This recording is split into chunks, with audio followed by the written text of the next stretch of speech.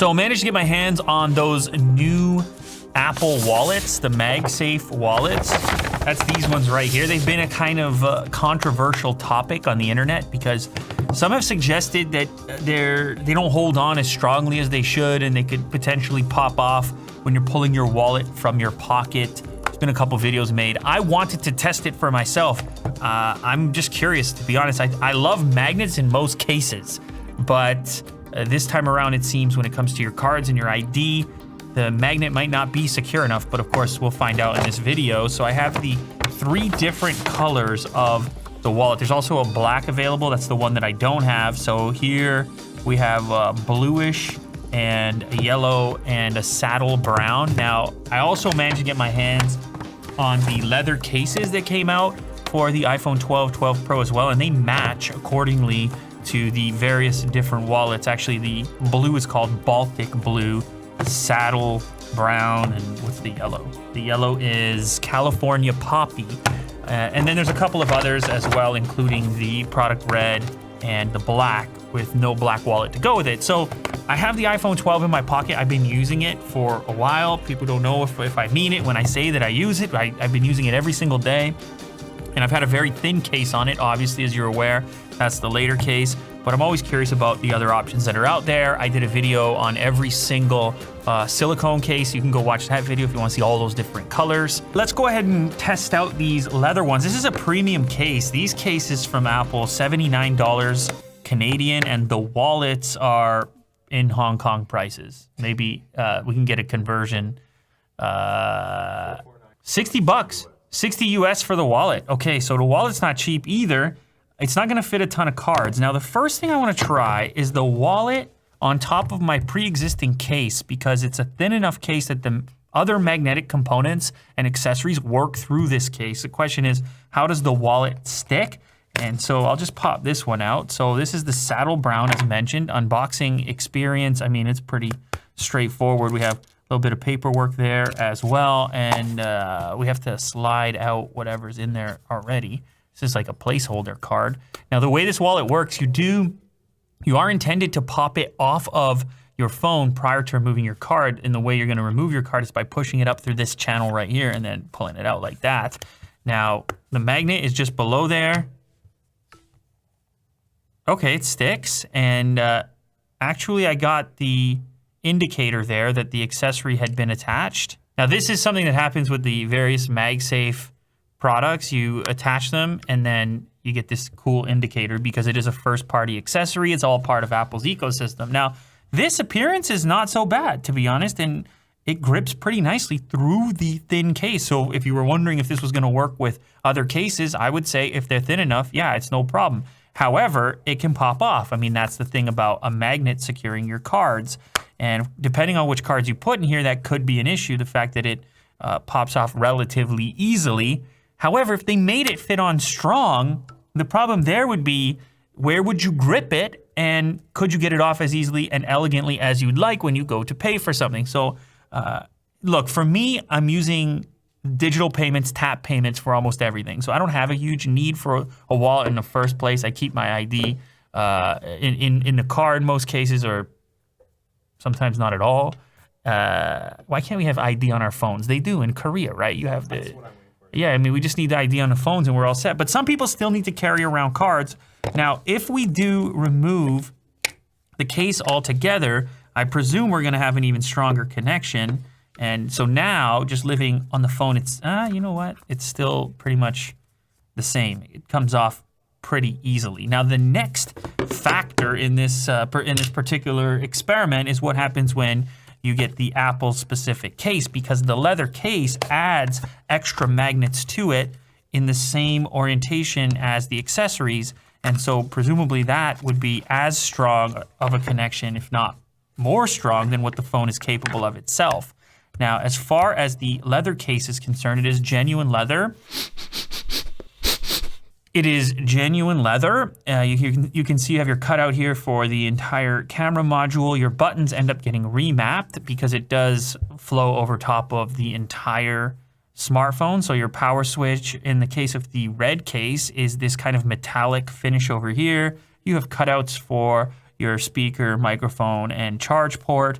And then there's a little groove as well for your notification switch, as well as your volume rockers, which are also remapped. Now, the nice thing about a leather case is that over time, and this is going to be a personal preference thing, but over time, as you use it, it gets nicked up a little bit. You might call it a patina. Some people think it can actually get better with age as you see the age worn on top of it. Maybe not so much with the red color, but definitely the saddle brown. I don't even think you're doing saddle brown correctly if it doesn't have a little bit of wear and tear on it. So let's go ahead and check that one out. This would have to be near the top of the list for my selections. I know some might think it's a little bit boring comparatively, but it's just a classic leather color. Of course, the fit's going to be exactly the same here. And in the case of this case, we're going to have a match with the saddle brown wallet. All right, so let's get to the big question here of the pocket test, because I've seen these pocket tests and I've talked about them previously on the Lou Later show. And I mean, I'm a little bit nervous about using this in the pocket with important cards in it because it may pop out unknowingly. It's possible. So let's go ahead and just stand up for a moment. Now, I am not wearing super tight pants, which I think is a key consideration. Some people, they're wearing the tight pants, in which case there's going to be a little bit more drag on the wallet itself. But for me, on a, I guess an average, maybe a regular fit pant, it's a non-issue. It's coming out no problem. Oh, I do have a back pocket. But again, it's a very loose fitting back pocket. And over here, it's too loose. Like for me, it's not a problem. However, one of the issues, my issue with the wallet thing is that it did budge a little bit. No, my thing is more around using the phone, right? The phone I'm not improving my experience having this wallet on here. I'm carrying a little bit more. So if my wallet stayed in my pocket instead of coming out with my phone, which is the intention here, then once I got the phone out, I've got a thinner experience. I mean, I went out of my way to make the thinnest case I possibly could because I want to enjoy the phone as thin as possible. Of course, that's not the intention here. I do like the idea of carrying one less thing, and there have been cases in the past that obviously focus on sticking a card slot into a typical case without the magnetic connector, but I just never found myself fully adopting the idea because I just prefer to use the phone without the extra weight. Now, as far as cards are concerned, let's see how many cards we can fit in here. Yeah, this is the, oh God, which brand is this? I think it's from Andor Wallets. I've been using this for a while actually, and it has this little pull tab. It's very thin on its own, but normally it wouldn't even be in my pocket for the most part since it just has a couple of cards, and I just don't typically need it. I guess if I was traveling or something, it would be different, but my cards are on my phone in most cases, and if I'm buying something expensive, that's typically online, so I don't really have to have all my cards with me most of the time. All right, so I have a couple of cards here. We've compiled some nothing cards here for the purpose of this test. And so we'll go ahead and insert one.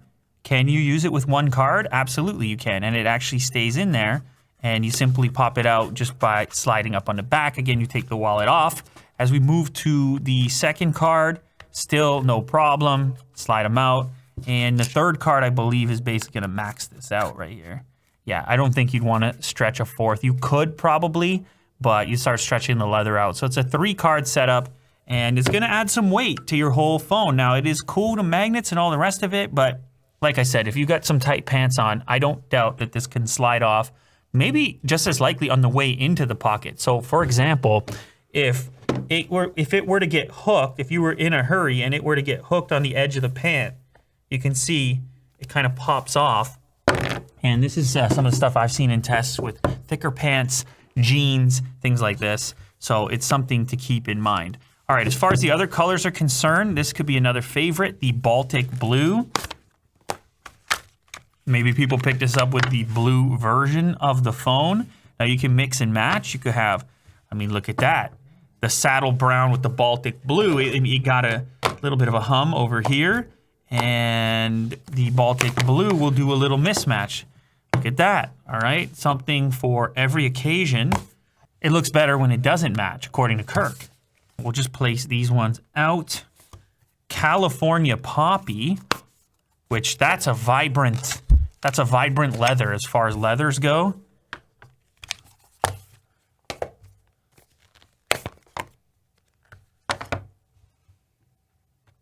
And there's a match.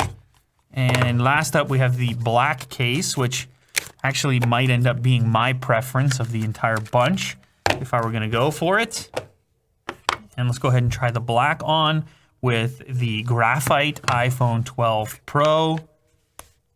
And that's your look right there. That's, like I said, that's probably my preference of the bunch. This is another one that I think can actually look better over time as it develops that leather patina. But you have some selections, you have some options to choose from, and they will, of course, interact with all the magnetic accessories and wireless chargers and so forth that you can get for your new iPhone.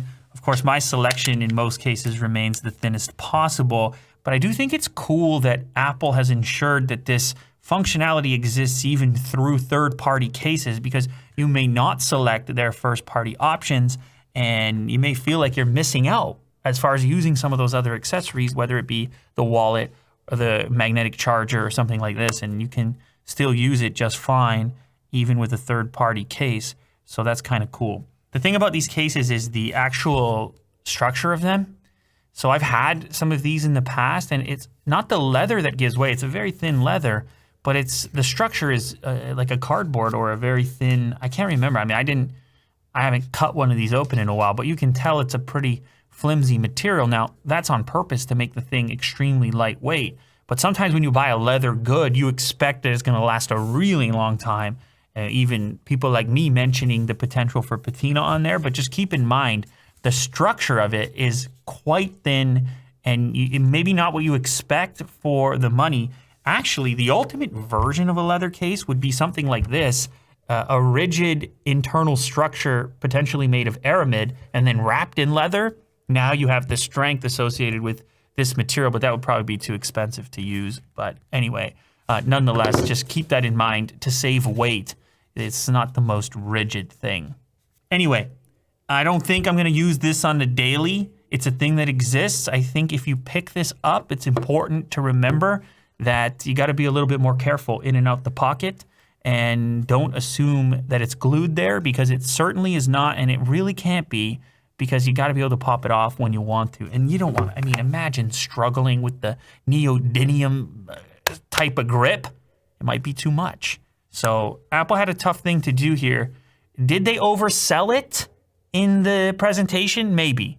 Maybe people need to get out and test it and figure out the benefits and drawbacks, or you can just listen to my advice. It's probably not a substitute for a real pocket wallet. It's somewhere in between.